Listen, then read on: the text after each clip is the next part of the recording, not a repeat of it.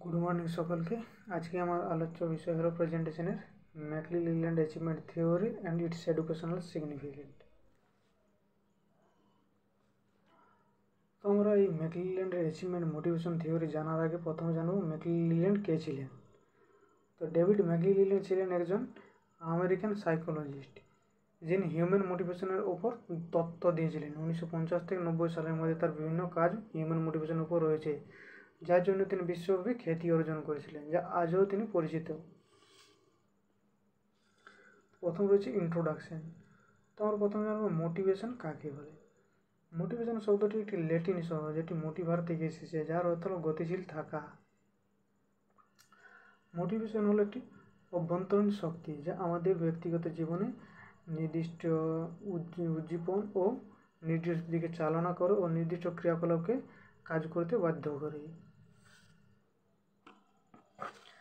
এই মোটিভেশন থিওরিটিকে ম্যাকলিল্যান্ড তিনটি নিডের কথা বলেছেন বা তিনটি প্রয়োজনীয়তার কথা বলেছেন। প্রথম হচ্ছে নিড ফর অ্যাচিভমেন্ট, দ্বিতীয় হচ্ছে নিড ফর অ্যাফিলিয়েশন, তৃতীয় হচ্ছে নিড ফর পাওয়ার। তো প্রথমে আমরা জানবো need for achievement. Need for achievement কি?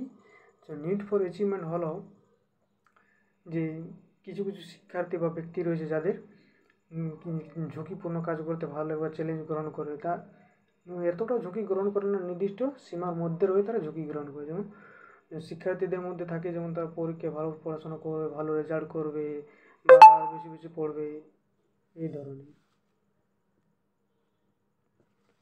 দ্বিতীয় হচ্ছে need for affiliation. Need for affiliation বলতে কি হচ্ছে, এই ধরনের শিক্ষার্থীরা কেউ দলবদ্ধভাবে আর সকলের সাথে সুসম্পর্ক বজায় রাখতে চলতে চায়। যেমন ধরুন যে শিক্ষার্থীদের কোনো স্কুলে বা কলেজে অ্যাসাইনমেন্ট বা দলগত প্রেজেন্টেশন নিয়েছে, তাহলে তারা কী করে কিছু ঝামেলার সৃষ্টি হয় সকল শিক্ষার্থীর মধ্যে এই প্রেজেন্টেশনের টপিক ভাগ নিয়ে বা অন্য কিছু নিয়ে যে এটা করবো কি এটা করবো না। শিক্ষার্থীরা কি এই ধরনের ব্যক্তিরা সাধারণত কী করে সকলের সাথে সুসম্পর্ক বজায় রেখে ঝামেলা এড়িয়ে চলে। তৃতীয় হচ্ছে need for authority of power.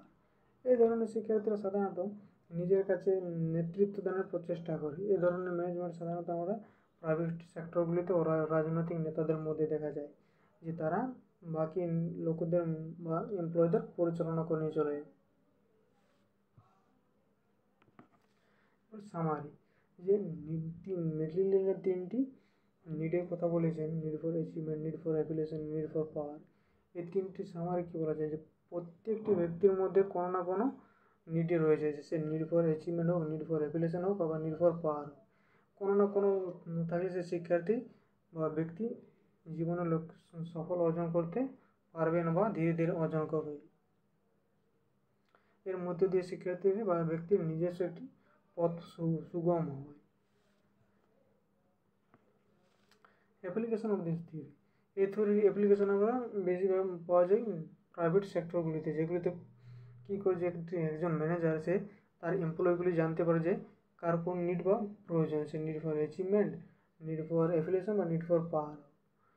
আর সে ওই টিম ম্যানেজারটি জানতে পারে যে কখন ওই তার employee need for achievement, need for affiliation বা নিড ফর পাওয়ারের প্রয়োজন, সে কর্মজীবনে বেশি কর্ম হোক বা অন্য কিছু হোক। Educational significance of this theory. প্রথমে হচ্ছে আন্ডারস্ট্যান্ডিং মোটিভেশন। এই থিওরির মধ্যে দিয়ে কী করে বুঝতে পারা যায় যে কে ব্যক্তির মধ্যে কোন মোটিভেশনের প্রয়োজন বা তার মধ্যে কী মোটিভেশন রয়েছে, যে নিড ফর অ্যাচিভমেন্ট, অ্যাফিলিয়েশন আর পাওয়ার।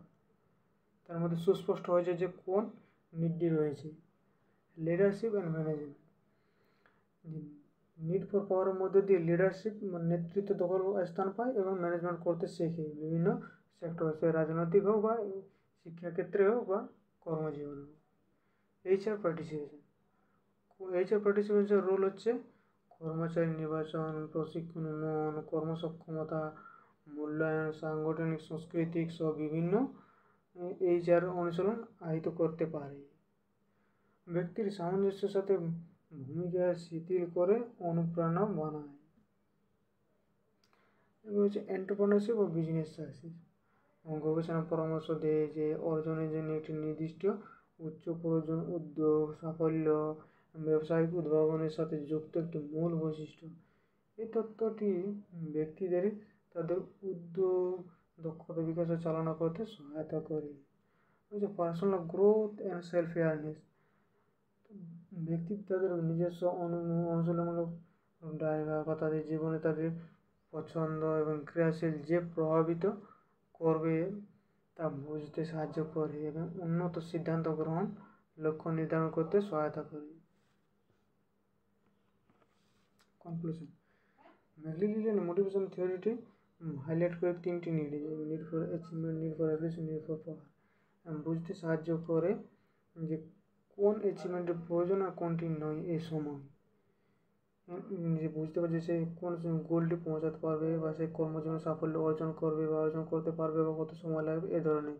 এই তথ্যটি মানব জীবনে অনেক কার্যকরী ও মানব জীবনে প্রত্যেক মানবকে সাফল্য অর্জনে সহায়তা করে।